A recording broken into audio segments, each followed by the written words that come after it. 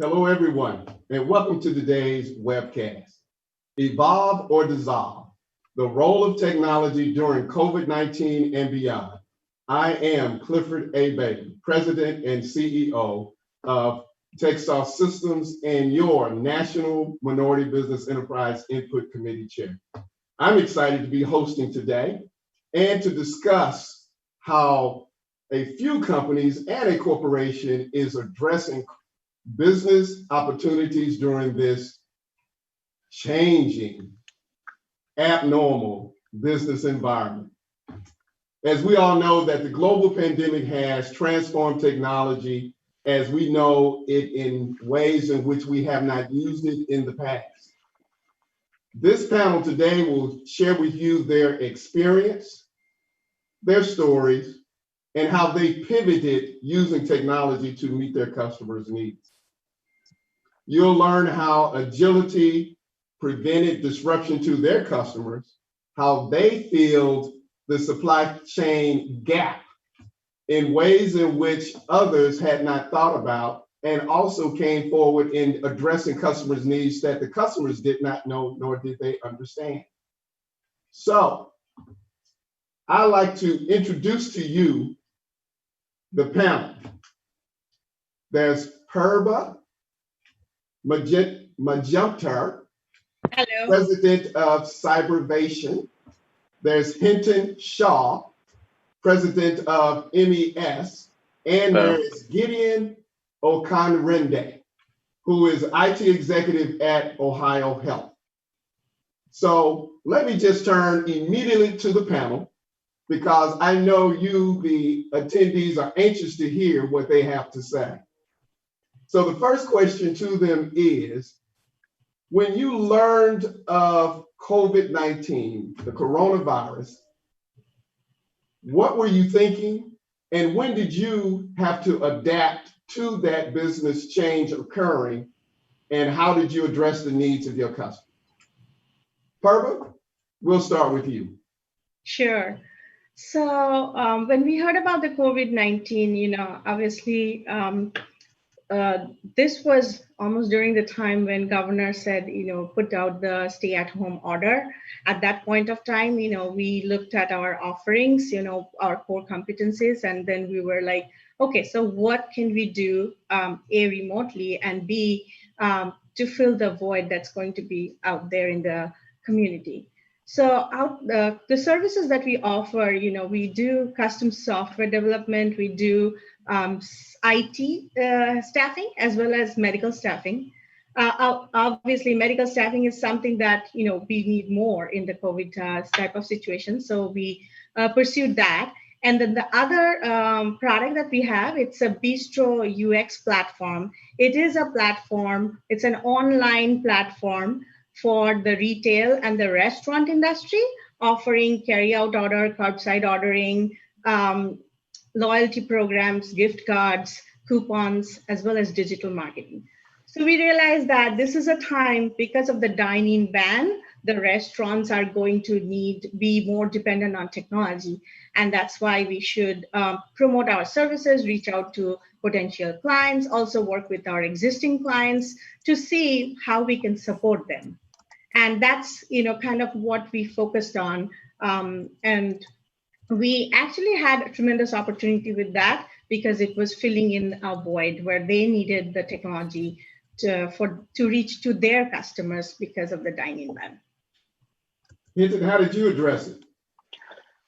So our journey started on 20th January, way before most people had even heard about in US.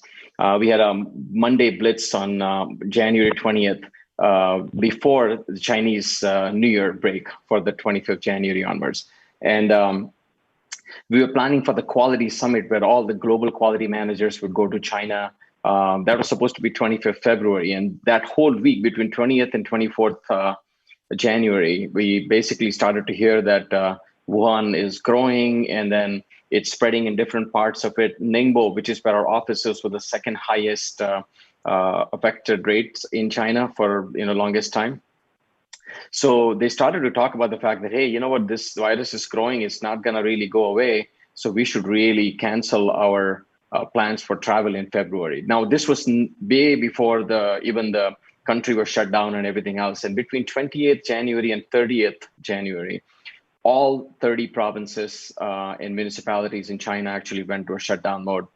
So we were supposed to come back on 6th February for after the New Year break for 2 weeks break. And but it ended up being that it was going to be postponed, the startup, and the virus was growing very fast.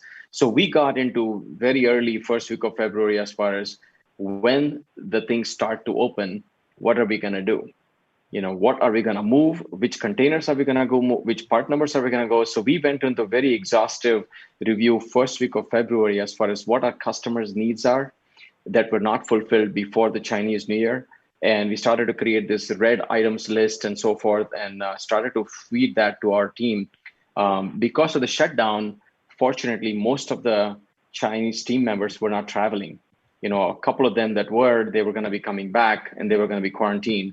So most of them are at home, and they said, okay, we'll start engaging working from home, sooner than even our vacation stopped. So in essence, February first week, we started to engage very, very tightly on whenever these people get the permits. And in essence, second week of February, February 15th is when China started to open things up. So, it was really a 3-week shutdown, and then everything was starting to open. Ningbo port opened on the week of 16th, and our people on the ground, we got on 17th of February to open the office. People started to come to the office, with some reluctance, masks, whatever the practices were. And we were able to move 4 containers that first week that the Ningbo port opened. So we were very fortunate. We got into this very, very early, before the rest of the world even started to have a feel for it. And then we've just been tracking it through Vietnam, through India, through Mexico, through US, and we're just navigating our way through it. So we were fortunate or unfortunate, I guess, to get this exposed to very early, and we're just navigating our way through it. But clearly, you're one of the unique businesses in America that was ahead of everyone in the game. And It looks as if you have been able to take advantage of that knowledge. So before we move on to Gideon, tell me how you took advantage of having that early knowledge and how it has catapulted your business. So the biggest thing was, the tariffs have been impacted. The US-China relationship have been severe for a long time. About 4 years back, China was about 95% of our purchase. I think in 2020, it'll probably be around 55%. So, as fast as we've grown, we've been reducing that exposure quite a bit. We've been working in Vietnam, in Mexico, all of those. So I think the biggest thing that through COVID that we started to get a feel for is that the severing of relationships is now trickling back to all the corporates. So, our customers have actually a very formal policy of not going to China, and that was a soft policy before. Now it's a hardcore thing. Okay, get us out of China, or whatever we are sourcing new, we don't want China. I think that's probably the biggest policies that we have had to adopt for. So we've had to put a lot more emphasis on India, on Vietnam, on Mexico, and even in US. We never saw the value of managing supply chains within US, but it's not sufficient going to one supplier. So we're still managing, hundreds of parts for some of these large companies like Eaton, Schneider Electric, Siemens, Emerson.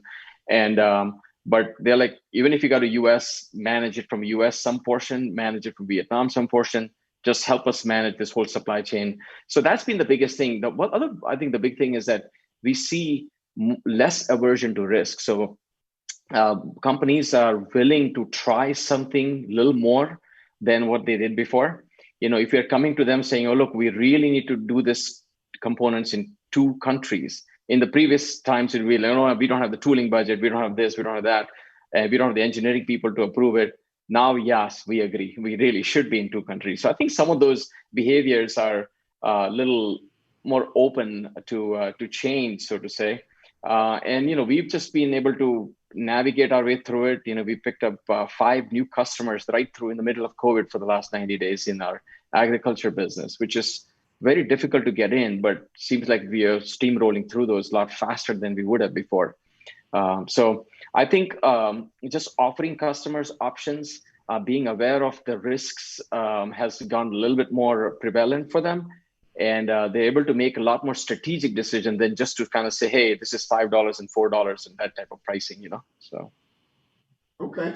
Well, Gideon, we'd like to know from the corporate perspective, how have you been able to address your customers' needs? And for you, in addition to that, and how have you utilized MBEs to help deliver that solution to your customers? Yeah. That's great. Thank you, guys. Can you guys hear me clearly? Yeah. We can. We can, yeah. Great.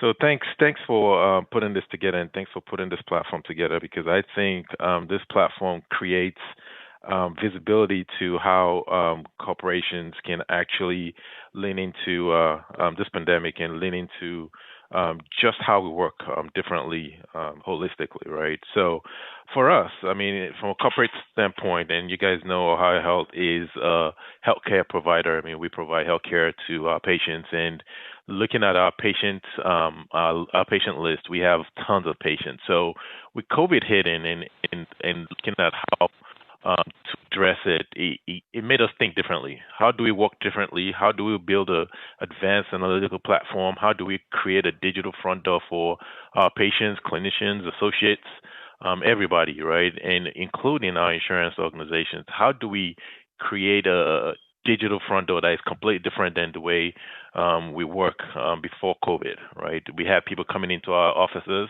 We have patients walking in, being sick, and we see them in our offices. But now, with COVID hitting and everybody is all staying at home and shut down, how do we hit our patients differently? So we had to think fast. We had to think quick.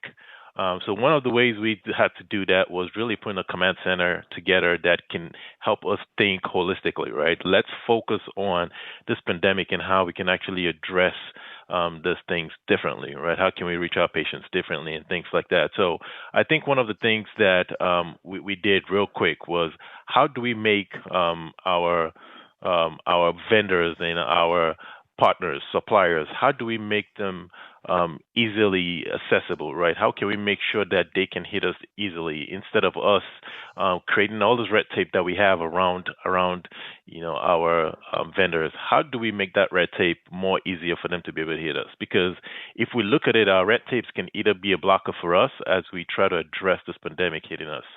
So we had to think differently. We had to open the door really, really quick and have this, red tape kind of taken off, and instead of it making red, making it yellow, right? So we have, our security team looking at different ways that we can, soften our security processes, our security, demands and things like that. So one of the ways we can actually look at some of those MBEs and see how they can actually easily get into the corporate healthcare industry like Ohio Health, to be honest with you, is really leaning into those managers and leaning into this leadership team from an IT perspective and seeing how they are going about creating a digital front door for patients, clinicians, and associates, looking at how they're building advanced analytical platforms and looking at how they're working differently, right?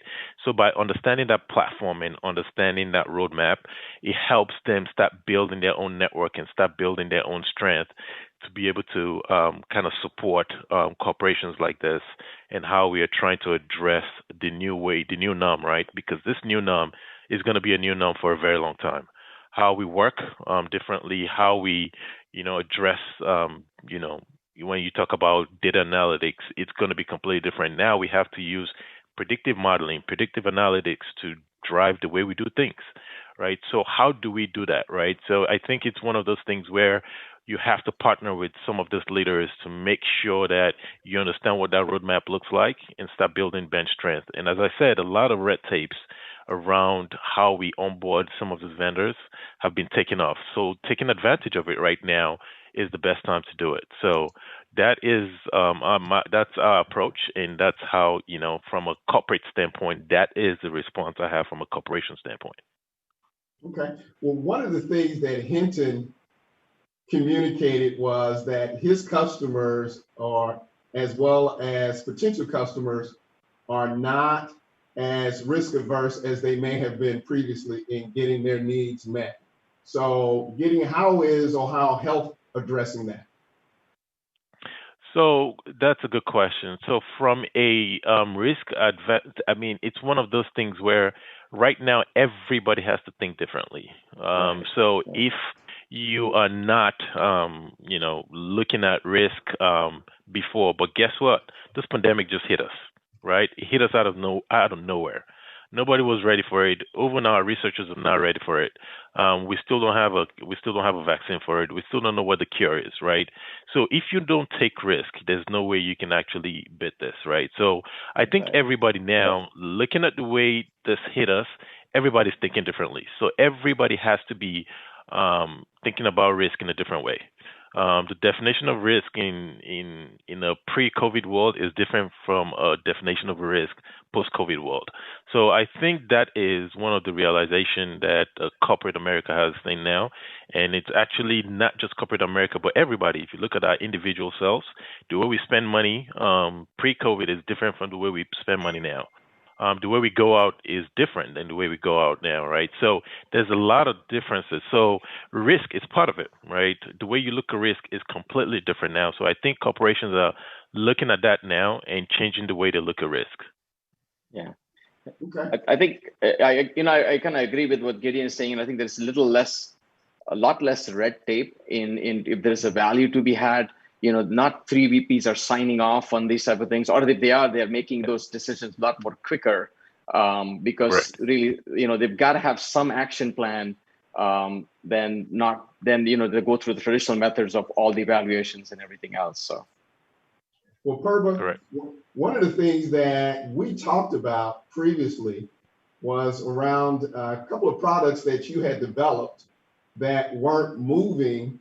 But in this environment, they're moving differently. And my response to you at that time was, there's one thing about preparation, but there's also luck. So if you would please share more around how you've been able to sell in the midst of this environment. Sure. So the products that we offer for the Bistro UX product line, they're primarily for small to mid-sized restaurants. So a core mission of our company, Cybervision, is to provide technology that is affordable for small to mid-sized businesses. In my past life, I'd worked for corporations, and I saw how technology really enabled to grow the businesses, and how we went through bringing in more revenue for the big corporations. And so from that time on, I felt like, we needed to develop something for the small to mid-sized, companies.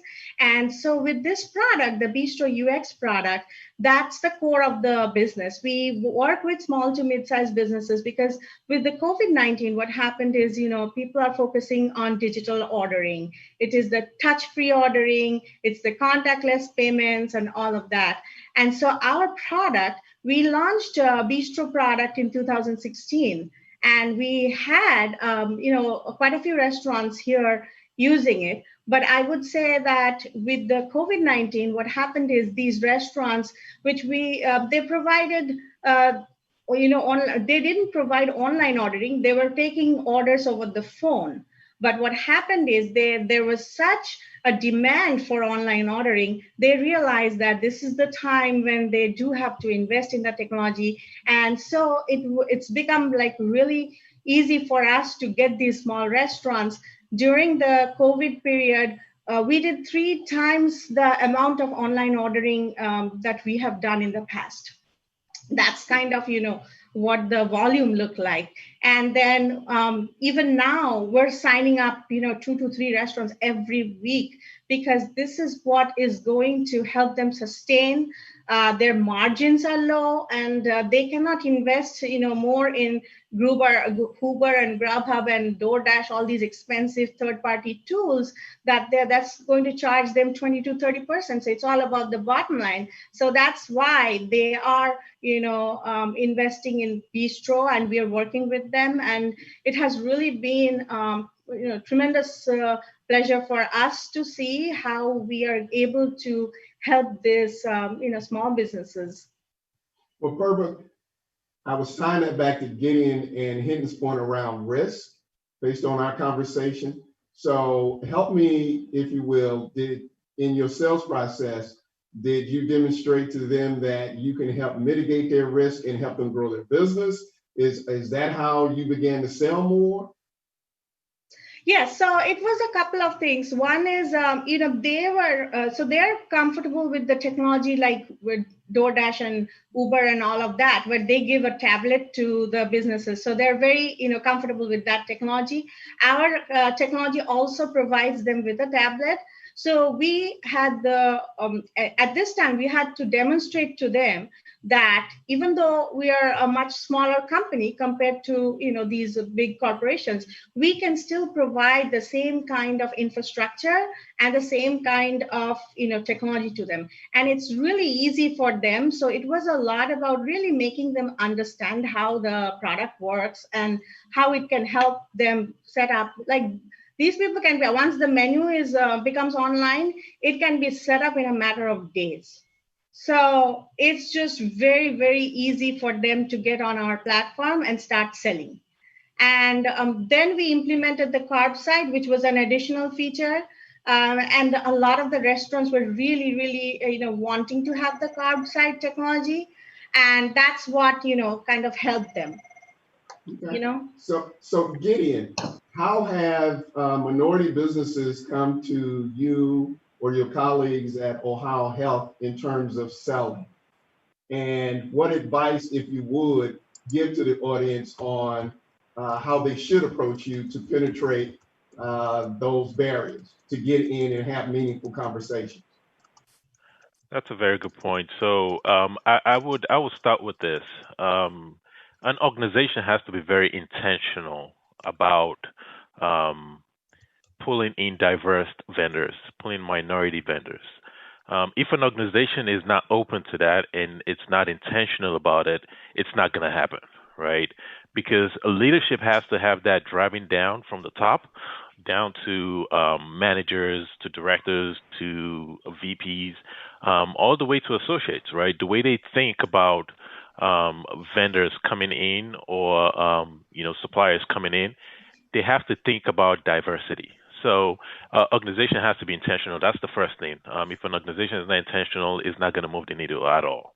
So that would be the first thing I would say has to happen. Secondly, I think because what a minority business, what a small business can deliver, most of the time, I have worked in consulting firms for about 15 years before coming to Ohio Health. And I worked for a very small consulting firm where we go in and deliver 65, 85, $100 million projects, portfolios to organizations. But if you look at big organizations like Ohio Health or Mayo or Cleveland Clinic, they would think about big organizations, big consulting firms like KPMG and Deloitte and Touche. They'll look at the big fours, right? And they would rather spend $300 million than spending $100 million on a small business just because of the insurance, right? Or because of the risk to it, right? If something happens from a KPMG standpoint, because of giving their wealthy, structure, they can kind of withhold any kind of issues that happen. So I think that's one of the benefits of those big organizations. But if you look at the deliverable part of it, right, a lot of the small organizations can actually deliver even better than some of those KPMG or the big fours, right? So I think to me is organization one has to be very intentional about it, and two, it's really partnering with the folks that are actually leaning into the diversity of the vendors that are coming in and leaning in with them and making sure that they understand that the small businesses can do the same thing and just be intentional about it and continue partnering with those folks.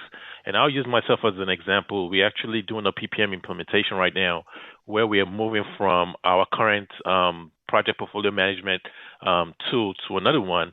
And we are looking for an implementation partner to kind of help us do this migration. And one of the things we did was, number one, we know the organization is leaning into diverse vendors, right? We have a number we are aiming towards. Okay, first of all, now that we have to pick up an implementation partner, one of the criteria is we have to have at least 50% of the vendors that are applying for this RFQ have to be they have to be minority owned or black owned or woman owned. It has to be an MBE, right? So one of the things that we did was If it doesn't hit that threshold, we're not moving forward with the RFQ process. So now we have 4 vendors coming in. Now 2 are diverse, 2 are not. But guess what? The 2 that are actually diverse are the ones leading in this RFQ process. So I think and all you have to do is just give them a chance. Give them a chance to come to the table and have the conversation. Most of them can deliver more than this big fours and this big organization. It's just giving them a chance. And as I said, the organization has to be very intentional and have some goals set for the organization to hit. And once that's an intentional thing, then I think every leader in that organization has to follow. And once they follow, things like this happens and you start moving the needle. Okay. Hiten, are you selling differently today than you were before COVID? Yes. So I would say, to piggyback off of Gideon's point, I think what I see is minority businesses like us, we don't think big. Okay.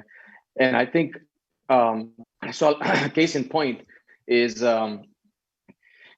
are in the advanced stages of negotiations with 2 large customers where they want us to source products in US and Mexico. Now, you would think that these guys can buy stuff from Mexico and US. They don't need somebody like us. But in the discussions, what has happened is that, they're saying, okay, we audited all these suppliers. We really like the supplier in Saltillo, Mexico. We like the supplier in Tennessee. But the suppliers are not willing to work with us on product liability coverage. What Gideon was talking about, that somebody, KPMG has these large capabilities, they can cover problems, stuff like that. So, what happens if there's a quality problem? What happens if the product doesn't work? The product liability coverage doesn't, the delivery performance has to be plus or minus one day within 98% of deliveries. So there's a whole performance criteria that large companies and Fortune 500 companies, especially the publicly traded ones, are trying to go after. And the smaller manufacturers, even though they are good, I mean, they may even be supplying to large OEMs like BMWs and Hondas and stuff, but they don't want to sign up for it. So what these companies have done is that, you buy from them, 40% of it, even though it's a higher price or whatever, you buy 60% using your other sources in India, China, and give us a blended model. So what I mean by that is, I think, we, and minority, but we spend about $150,000 a year on product liability insurance. Okay, so that's an investment that we decided to make 5 years back, because it's something that we knew that the customers had to feel comfortable with. 5 years back, when I wanted to spend about $65,000 on a life-size conferencing system for the global, our controller was like, "You're nuts. That's way too much money. Why don't you just use Skype for Business or something?" And we're like, "No, I want us to have a global web conferencing platform that can record stuff, that can record training, that can record meetings, all of that." So we have a depository of information for training and things for years now that we deploy for anybody that's hired new. We didn't even anticipate some of these value, but that money spent in technology 5 years back, and now it's just a way of life for us. Whether you work from home, whether you didn't make any difference for us. So I think investing in the business, is something with a long-term perspective is really important for minority businesses. You don't see the benefit of it. It's not going to pay off in 3 months or 6 months, but it's making us stronger. It's making our platform stronger. And you're really thinking long-term, because at the end of the day, the large corporates, like what Ohio Health is and others, they're looking for very sound financial partners. They're looking for very sophisticated partners that can manage all these different parts of business for them. So hopefully that answers that question. You did, and I'm sure others appreciated every bit of that. Let me say to the audience that if you have questions, please submit them because we are prepared to answer them. But moving over to Purba. Purba, if you would please share with us, as a result of this success that you're having pivoting in this environment, have you had to change your operations, reevaluate your operations, change it in any way, or were you already prepared to have the success that you're having now? We were, obviously having the platform available for the restaurants and stuff as far as the technology goes. So it was a matter of pivoting, to focus more on the online and the carb side. So the carb side ordering is a new functionality that we invested in, and we were able to deliver, within a matter of a couple of weeks. We were online with curbside ordering, and that was really critical because this is the environment where people are looking for that kind of a solution. So that's one thing. And the other thing that we did is, so we have Hispanic media company that we were talking to them for a long time. They are La Mega Media, and they are in multiple locations in Ohio. And one of their customers had reached out to them and talked about making a giveaway program to benefit the Hispanic businesses. And so at that time, they were like, okay, we want to give it out to the small businesses, because if you give money away, then the customers are going to go to big retail chains like Walmart or whatever, big corporations. So how do you make sure, this benefits the actually small local businesses? So that is one thing that we did different, and we actually helped them build this platform. We call it LIFE platform. It's like local investment for equity and empowerment. So it just kind of helps the local businesses, and this money could be channelized to help them. And this platform has been able to help the local businesses. There are 30 Hispanic small businesses that signed up for this program, and the company is giving away $20,000. So all the clients are, from the Hispanic community, and they're they're getting the giveaway cards and utilizing it in small businesses. So that's one thing that we did totally different, and very much, as a result of COVID and the needs of the community. Okay. Gideon, we recognize today that agility has become a key component to doing business, period. How has agility become part of the criteria, or more specifically, how big of a part of the procurement criteria has agility become? So if you look at agility and you see what the definition of agility is, right? It's getting things done quicker, getting things done faster, getting things done iteratively, right? So if you look at how we are operating today, and look at how the need for us to quickly adapt to technology and the digital platform that we have, it's one of those things that we have to think very fast, and we have to think quick. We have to think iteratively. So agility has played a huge part for us. And I think if you look at a lot of these organizations that are coming in, a lot of them, the way they deploy things, the way they actually integrate services, and the way they actually execute or deliver projects, it's really using the whole agility platform, right? The agility framework. So I think one of the things that we had to adapt real quick is using that to kind of help us as we go through this whole entire process. And that's going to be our new norm, because the way things are changing, the way things have to change, we have to move iteratively. So this is going to be our new norm, and this is how we have to start performing from today on. Well, I'm sure that corps on this webcast today, as well as MBEs, really want to recognize what are the innovative things that other organizations are doing. So let me go a little deeper with you and ask, if you were a new supplier, knowing what you know, what would you do coming into the doors of Ohio Health to get its attention as a new supplier, having no history whatsoever, but have intellectual property that you know can make a difference? So I'll say this, it's really looking at things the Amazon way. And I use this, looking at things the Amazon way, is just a figure statement, right? So I'm going to use an example here. So if you look at big retail stores like Abercrombie and Fitch and Ascena and Express and things like that, Amazon has taken a lot away from them, just because of the predictions, just because of the forward thinking Amazon has done, right? They believe that brick and mortar is not the way of the future. But those other organizations, those retail organizations, kept on investing in brick and mortars, right? They are building stores in malls. They're building stores all around the U.S. They're upping their stores numbers in hundreds in yearly basis, right? But Amazon was building their digital, their omni platform. So that is predictions, and then that's looking forward. So I think for organizations like MBEs looking for ways to get into Ohio Health is to start thinking forward, right? Thinking predictively, right? So if you look at 2019, for example, it marked the year of maturation in the digital health space. There was a lot of digital firms that went public. There was a lot of you saw Titan broadens their healthcare places. You saw, Amazon getting into the healthcare space. You see the likes of Google get into the healthcare space.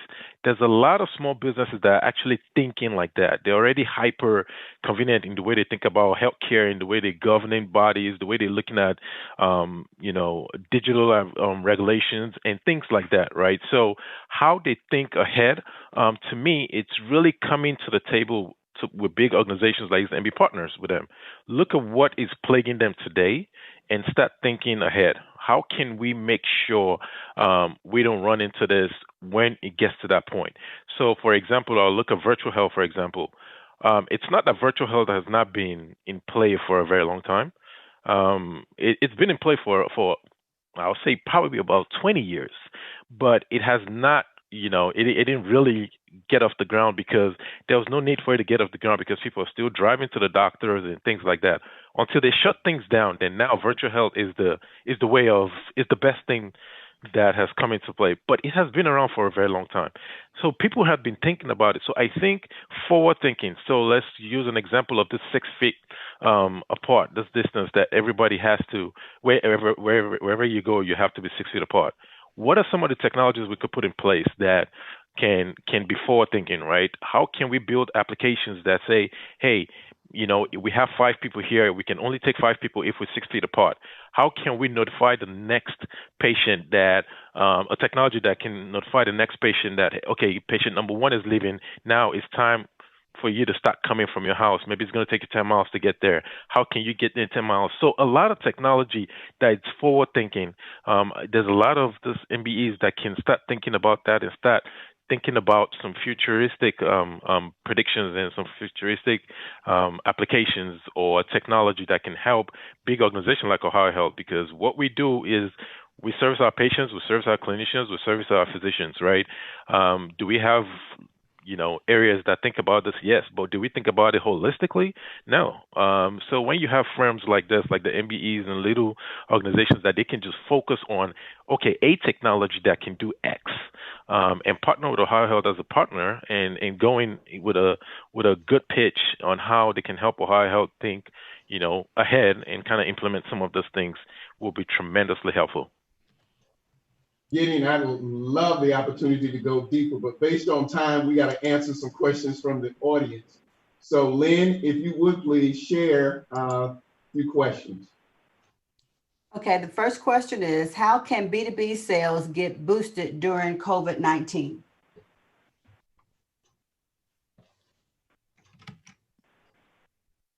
And so out of that question, Hiten, how are you boosting your sales? What is your suggestion? I think what has happened is the customers, OEMs or tier ones, have different types of risks than what they used to have 6 months back.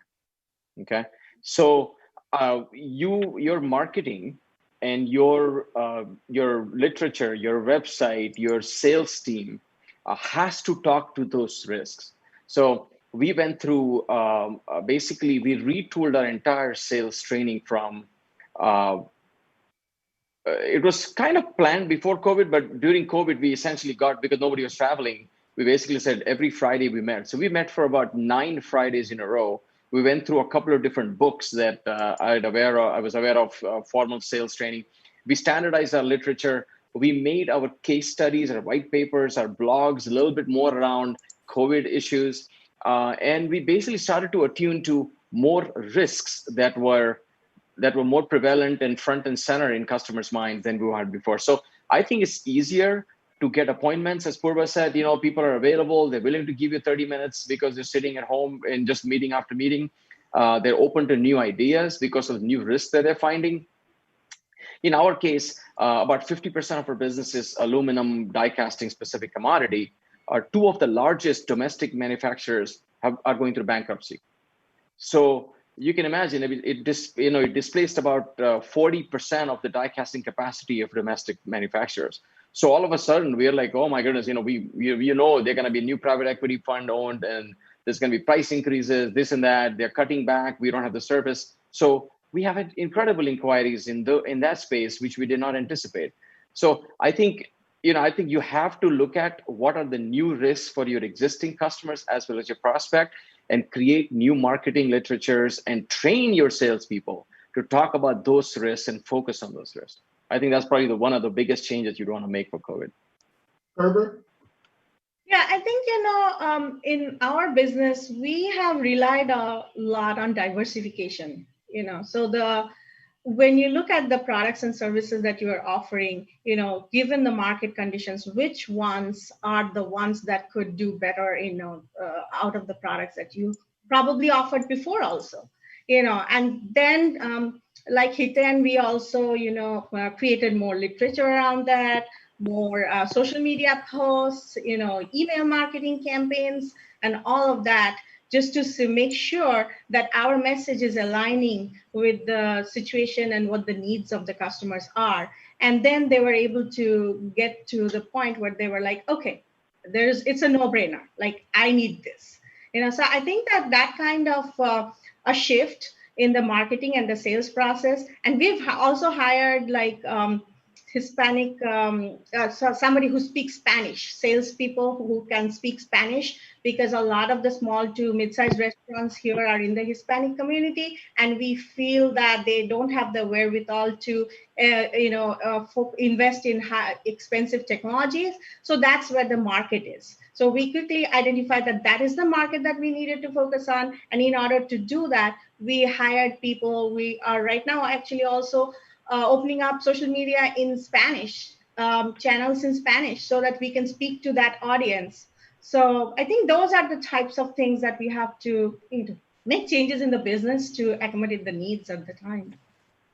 Gideon, so from a business to business perspective, what would you share with the audience on how to do more business with other minority businesses?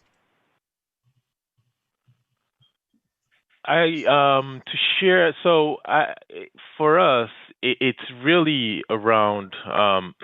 As I said earlier in the presentation, it's really around being intentional about it, and being open to organizations like this that we do know a lot of minority business that can provide services like this. So as I used earlier, for example, if you look at companies that are looking at forward thinking, right, predictive things, predictive analytics, that's how we reach our patients, right? That's the way we want to drive patients to come to Ohio Health, is how can I predict that Gideon is at risk to get diabetes in 5 years? So how can I reach him to make sure I create services that can actually, that he can start doing right now to prevent that diabetes from happening in 5 years? So some of those predictive analytics, some of those things. So it's about partnering with businesses that can think fast like that. And it's really platforms like this where we know of organizations, MBEs, that can actually do things like this. Instead of us just going straight for the companies that we already work with, opening up a platform like this that we can actually start, know companies that are thinking like this, that are thinking fast, that are thinking quick on their feet, right? So that's how we need to partner with those guys. And I think if an organization is intentional about it, as I said earlier, we should, as leaders in organizations like this, we should be chasing companies like this, because not just because we want to hit small businesses, but because that's the mission of the organization. The organization is intentional about it, and we are intentional about it because these are companies that can really niche, little companies that can just spend time and resources on focusing on just one aspect that you guys want from an organization standpoint, and we can just have them do it. So I think it's just being intentional about it and going after this organizations in a platform like this. Needless to say that there are so many other questions that are coming to the forefront, but we don't have enough time to address those. So here's what I like for us to do is to, one, provide advice, maybe 3 key points, or provide us lessons learned that from a corporate perspective, as well as from an MBE perspective. I will say keep the network.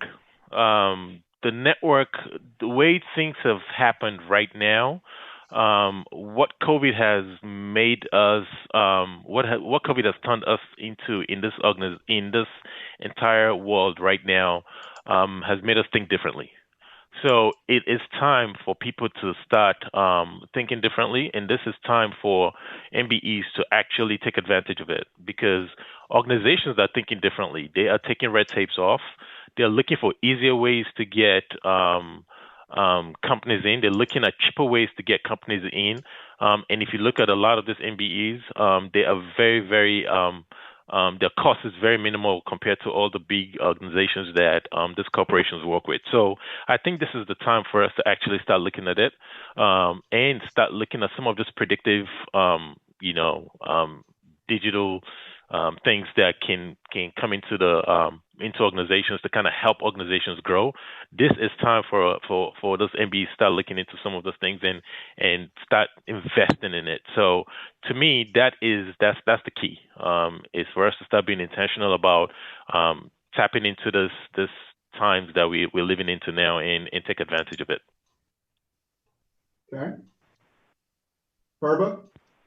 Yeah, I actually very much agree with Gideon just said. You know, the Bistro platform that we have a dashboard and we collect data.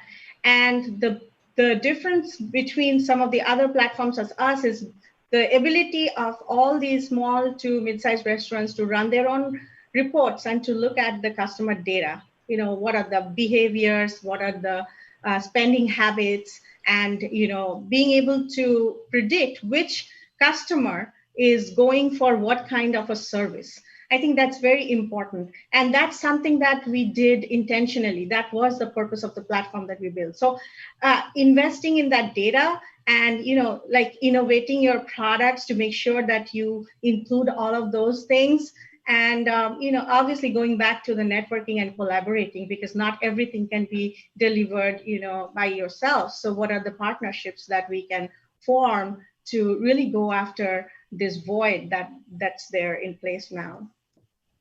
Hiten, what advice or lessons learned would you like to share with the audience?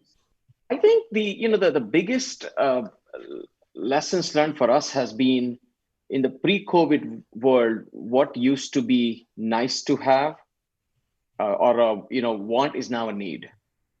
Okay, and I think the staying flexible, I think, is probably one of the biggest things. Staying flexible in terms of listening to the customers and what they are needing, so you can serve that demand in a little different way, maybe a little additional resources, maybe a little different type of product modification, a little different timeline commitment, a little different warranty claims, whatever it is. I think you have to stay flexible and keep your ears to the ground, stay close to the customer too, so that your team can adapt. The other is, I think, as business owners and as minority businesses, we often don't think long term. I made that point earlier. We really do have to think about low probability, high risk event, right? Not high probability, low risk. We spend a lot of time thinking about high probability, low risk. I think thinking about low probability, high risk, like COVID. It was very low probability. Nobody knew about it. And now it's really changing everything.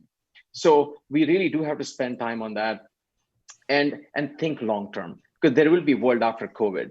And you do have to continue to focus on the customers are always going to be wanting better, cheaper, faster. So whatever you're doing, whatever is making you go better, cheaper, faster, that investment must go on, through the COVID, because you want to go on the other side stronger, with all these investments made, people ready, and and your marketing and stuff being able to prepare. So I think long term there will be a world after COVID, but what was the want is now a need. So you really have to focus on changing and additional resources to align those properly with your customers.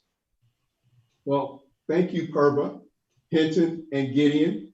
I'm sure that there are members of the audience that would like to reach out and contact you to ask even deeper questions. So you should expect that, given that your email addresses are in the platform. So be prepared to answer those quick, fast, and in a hurry. All right? Yep, So let absolutely. me thank you all again for sharing your knowledge and your experiences. We really appreciate you taking the time out today to share with other MBEs and corporates. Thank you for having us. Thank you for having this conversation. It's wonderful. Well, I'm glad to say Thank you that for the I made platform. it happen. But let me also thank the people that did make it really happen, which is the staff of the Ohio Minority Supply Development Council. They have really stepped out and made that happen, as well as the corporate sponsors, in addition to the minority business enterprise sponsors. We cannot leave them out, because MBEs have been able to bridge this gap during this COVID period and has fixed supply chains. So we want corporates to remember that as well. Yeah. Given that point, I'll throw it back to Lynn now. Again, thank you all for participating. Thanks for having us. Thank you. Appreciate it. We'll now Thank break for having us. We'll now break for 15 minutes and resume with separate MBE and corporate sessions. Please be sure to provide your feedback on the session you just completed. Thank you very much.